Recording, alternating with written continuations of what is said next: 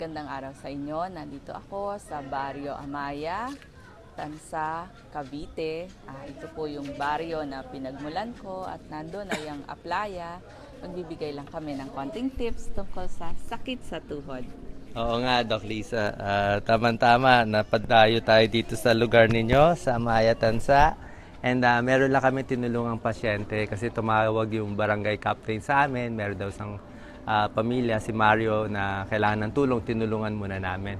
At since nandito kami, tama-tama, meron kaming tips. Marami kasing nakakilala sa amin. Masakit daw ang tuhod, di ba? Lahat masakit ang tuhod. At ang dami ding tumatawag sa amin, nagko-comment na sakit daw ng tuhod nila. Anyway, gawa tayo konting tips para sa masakit ang tuhod. Yes, dahilan ba't nagkakaroon ng masakit ang tuhod?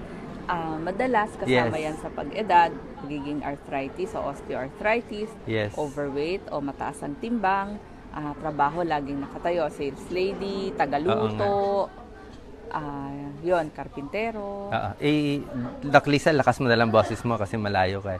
So, unang tip natin sa mga masasakit ang tuhod, huwag munang magbubuhat ng mga mabibigat kasi kung mabigat ang bubuhatin ninyo, lalong sasakit yung tuhod.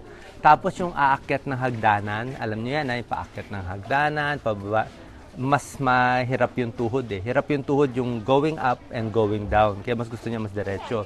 Papapayat tayo kasi pag overweight kayo, sobrang tumaba kayo 20 pounds, ang bigat sa tuhod, napakalaki yung pressure.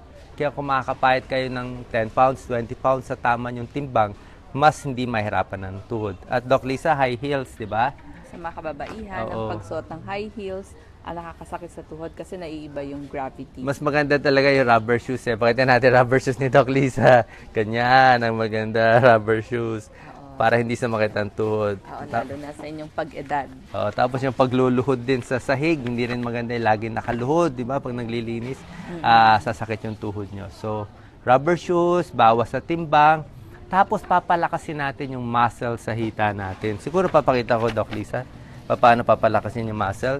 Si Gina, camera woman natin ngayon. Gina, pakita mo natin sa tuhod. So, dapat ay didiretso mo lang yung paa mo. Tapos, papatigasin mo lang yung tuhod mo yan. Papatigasin mo. Hindi ako naka-short eh. Pero nakita niya, pag pinapatigas ko yung tuhod ko, yan, ini-straight ko lang yan, tumitigas itong hita ko. Yan o, pinapatigas ko siya. So, sa mga mahina ang katawan, pwedeng ganito na lang. Mga 10 times yan. Tumitigas, tapos tumitigas to.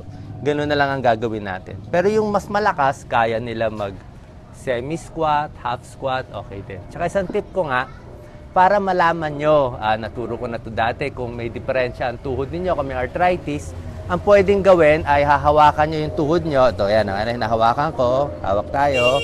Hawak kayo sa tuhod nyo, sa mga nakikinig dyan. Tapos, i-bend nyo. I-bend. Yan.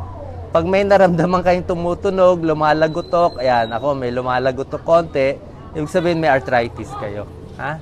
Lumalagotok, may arthritis na yon, osteoarthritis. Kaya dapat magbabawas na ng timbang. Yes, magbibigay pa tayo ibang tips, Doc Lisa. Tapos, papapaya. Tapos kung masakit talaga ang tuhod, pwede hot compress, Doc Lisa. Maglalagay ng boteng na pad or hot water bag, balutin sa kumot o lampin, o tuwalya at ilagay dun sa masakit na parte, 10 to 15 minutes only per part. Tsaka syempre, para sa buto, kailangan kakain ng mga pagkain mataas sa calcium. Gatas, pwede rin calcium supplement sa kababaihan, plus ibang mga high calcium foods. Queso, yogurt, dilis, green leafy vegetables. Sa isda, pwede kainin yung bato, di ba? Yung buto. Yung buto ng dilis. Yes, may tulong din yun. Tapos syempre, pag hindi pa rin nawawala yung sakit sa tuhod, papacheck tayo sa rheumatologist or orthopedic surgeon kasi kung talagang malala na yung sakit sa buto, yung iba kailangan inooperahan pa eh. At isa pa pala, minsan ang may diferensya yung muscle. Merong mga muscle na dapat minamassage. Kung meron kayong marunong na nagmamasahe, o minsan sa mall, yung mga bulag, hilot o yung mga bulag na nagmamasahe, may tulong din yung pagmassage. Minsan kasi ang matigas lang yung mga muscles na nakapaligid sa tuhod, kaya siya sumasakit. baka kakalakad. Siguro pakita ko lang, Doc Lisa. Oo, pwede rin kayong magkonsulta sa rehab medicine doctor o yung mga physical therapy. Sige, pwede ko siguro i-demo ko sa iyo, Doc Lisa. Yan, i-demo ko kay Doc Lisa. Papakita ni Gina sa tuhod. Yan. Oops, sige, Gina. Okay, pakita natin ha. Palagay natin, ito yung tuhod ni Doc Lisa ha. Pag ito yung masakit, kadalasan ang tumitigas na muscle dito. Yan. So, nilalambot mo yung minamasahe yung muscle dito sa taas, muscle dito sa tabi, ITB ang tawag dito, at yung muscle dito rin sa baba, dito. Tibialis anterior, minsan, dito naman tawag dito, peroneal, yan ang tumitigas. Pag tumitigas yan, dahil matigas to, nahihila itong patela. Dahil nahihila yung patela, sumasakit ang tuhod. So, sa mga masakit ang tuhod, pwede ipamasahe ito, palambutin, tapos pinakita ko yung exercise, papalakasin yung knee. Kung medyo magaling na kayo, pwede na yung half squat. Pero yung half squat, kailangan medyo sanay na sila. Hindi pwedeng basta-basta yan. Mga half squat lang ha. So pag nag-i-squat, half lang ha. Hindi pwedeng full squat. Kasi pag ginawa mong full squat, masama na yan sa tuhod natin. Okay? Yes, Doc Lisa, basahin ko lang yung mga comments. Tapos papakita natin itong Barangay Amaya, Tansa, Cavite, na dito ka nakatira dati. Alam ko naliligo ka dyan sa dagat eh. Yes. Yes, so dati pwede pang maligo dito sa Amaya, pero ngayon hindi na gaano. Nasa likod po nito ay ang bundok ng Bataan. Sige, pakita nga natin, Doc Lisa, habang kaya pa ng signal natin. Andito na yung dagat sa likod, di ba? Yung likod, dagat na yon. Yung likod. Sige, try natin ha. Salamat sa nag-share, salamat sa nanonood. Inalaw lang ni Doc Lisa yung bahay niya dati. Tingnan natin yung dagat hanggang aabot pa yung signal natin. So, pag nawala pa yung signal, ibig sabihin ayun, sa dagat na na tayo. yun. Pwede lapit tayo, Doc Lisa. Pwede mo ipakita na yon yung mga bangka. Yes, sige. Try ko i-zoom. Di ata mag-zoom to eh. Tapos, ayan, nag-zoom pala.